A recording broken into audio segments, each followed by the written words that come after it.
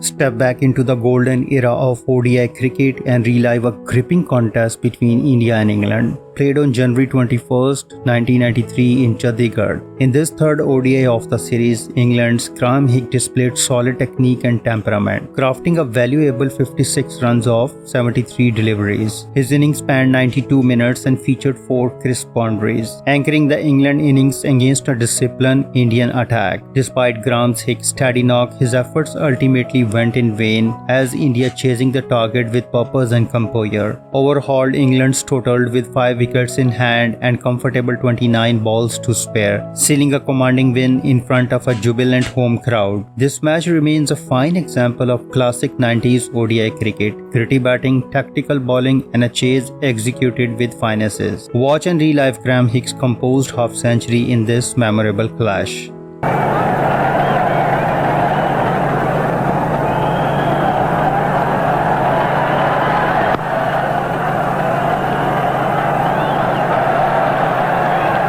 Now 19 overs gone. England are 49 for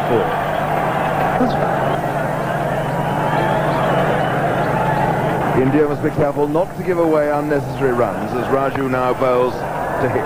And that was not a very good ball. It's 4 runs. It was short, turning away from Hick, and he hit it beautifully. Graeme Hick is a very, very good striker of the ball. Off the back foot, just stands up and hits it. He's found the gap, pierce the field. There's no way the deep cover field is going to get to that.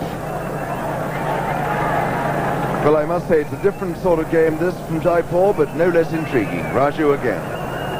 Good bowling, that's it, Raju. That's a wicket with A bit of jabbering and chattering going on. Another easy single to Hick. Sunny. It just goes to show how much enthusiasm there is for the game over here. Chandigarh doesn't get too many one-day internationals match. Oh, that's a nice touch by Hick. He played that very well indeed, finding a little bit of room, and it's going away for 4. He timed that superbly. Lovely stroke. Well, with these 2 shots, the Indian bowlers must now realize that you mustn't give Graeme Hick any room outside the off stump, because he's a very good cutter and driver of the ball off the back foot. And there you can see he's placed it very well. Not too much of power in that, just timing. These 2 spinners just beginning to look as though they may undo some of the good work the seamers did for India at the start.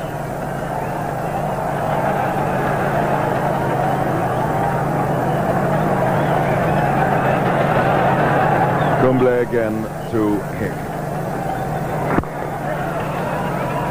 Well, that's just the single, but England are grateful for all offerings. Runs coming, as I say, much more freely. Shouldn't be a good captain.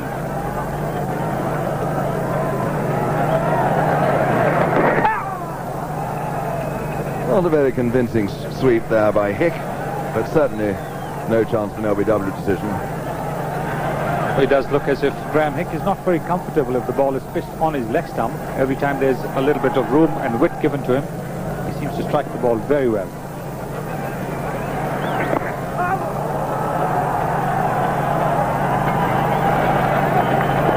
.86 for 4 from 28 overs.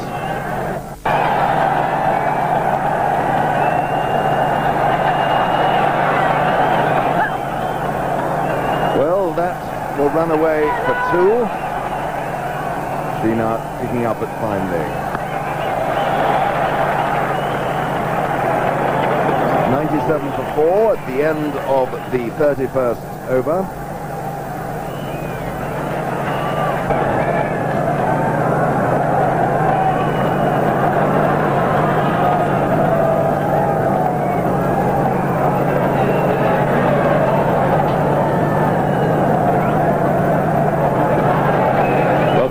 To Chandigarh, the northern Indian city, where 31,000 people are crammed into this Sector 16 stadium, watching an absorbing game of cricket, because England, having been 49 for 4 at one stage, are now 112 for 4. And those hills you can just see in the distance, hidden a bit by some mist and fog. They are the start of the Himalayan mountains. They're called the Shivlak Hills, They rise to 7,000 feet. Those are the foothills. And it's really actually quite chilly up here in the Punjab, which is why so many people in the crowd are wearing thick sweaters. But here we are back in action. Anil Kumble to Graeme Hick. And Hick, as he has done so often in this innings, is playing straight down the ground for 1 run. Geoffrey Boycott is with me. Geoffrey, things really beginning to swing round England's way by this sensible batting by these two. Disappointed with him. He's a very nice boy. The short ball from the spinner cracked away. Oh, and that's another terrible piece of fielding out there. This time it's Amre. And that's 4 runs by Hick. But the Indian fielding, which took such a pounding after Jaipur, is once again letting them down. Yeah, they've had 1 or 2 bits of sloppy fielding. They had 2 intensive days of practice because they know how important it is. But look, you see, he never quite got down. It went underneath his fingers. And it's not practice you want, it's doing it on match days that matter.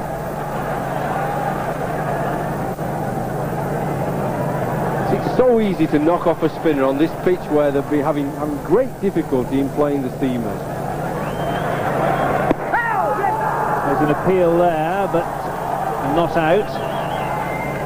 Now, if you have just joined us on Sky Sports, England did make 1 team change today. And they decided to bring in the leg spinner Ian Salisbury for John Embury. I wonder whether he'll get much of a bowl, Jeff.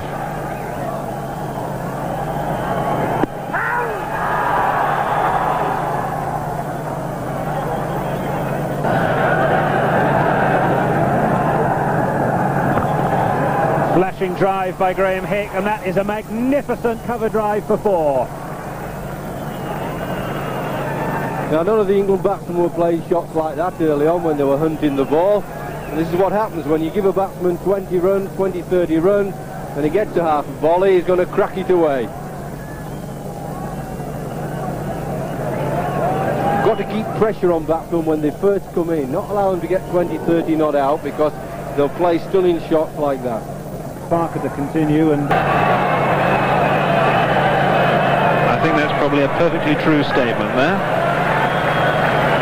Although there's a vineyard outside my home in Dorking I saw the other day.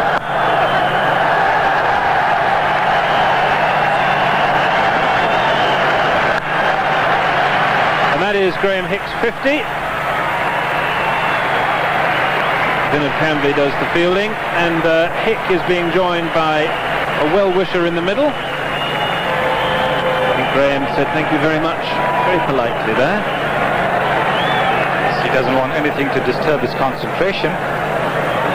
He hasn't had the best of debuts in international cricket. He's still struggling to establish himself in the England side. Certainly doesn't want It would have been that Azhar dropped a bit of a clanger by bringing both his spinners on at the same time.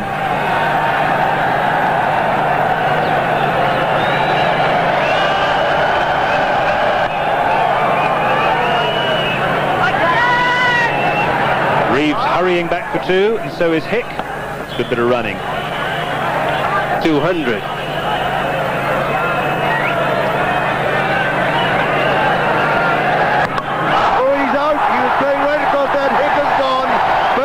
Kapil-Dev, that is England's 6th wicket to fall, and that is rather a blow because Hick was the man who they hoped would take it on in the last 6 overs. Yeah, it's a strange selection of shot there to try and hit it over deep mid-wicket when the ball was about off stump.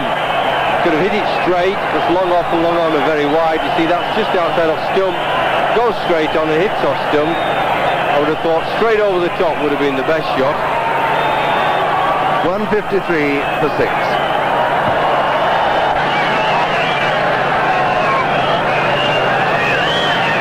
Graeme Hick batting was a mix of promise, power and unfulfilled potential at the international level. Known for his towering presence and elegant stroke play, Graeme Hick was a prolific run scorer in county cricket, but often struggled to replicate that dominance consistency in the international arena. He possessed a solid technique and could play both pace and spin with ease, showcasing flashes of brilliance especially in one-day internationals, where his ability to build innings and accelerate when needed stood out. However, against top quality bowling attacks, especially in Test cricket, he sometimes faltered under pressure, leading to an inconsistent career for England despite his immense talent and high expectations. Graeme Hick's prolific List A career spanning over 2 decades, showcasing his consistency and adaptability in a limited over format. His ODI tenure with England reflects valuable contribution with both bat and ball, underlining his role as a dependable all-rounder during his international stint.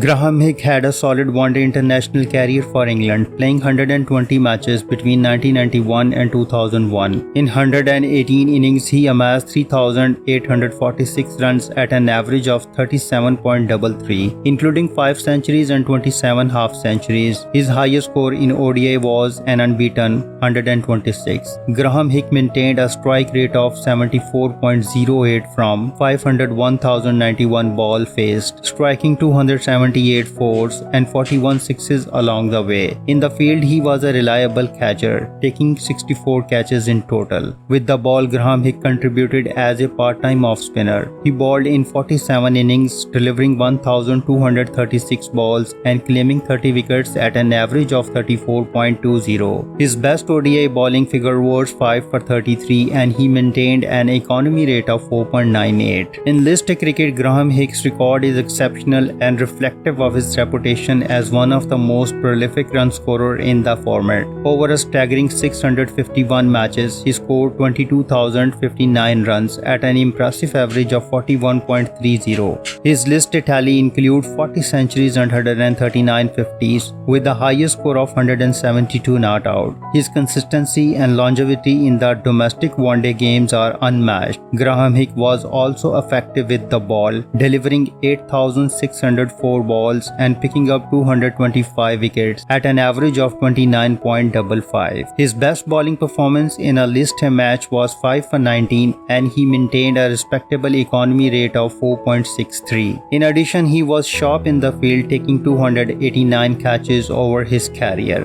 Graeme Hick's List A career stands as a testament to his remarkable skills and endurance, while his ODI journey reflects a valuable all-round contribution to England during the 1990s and early 2000s. If you like this video, please comment, share and subscribe. Thanks for watching.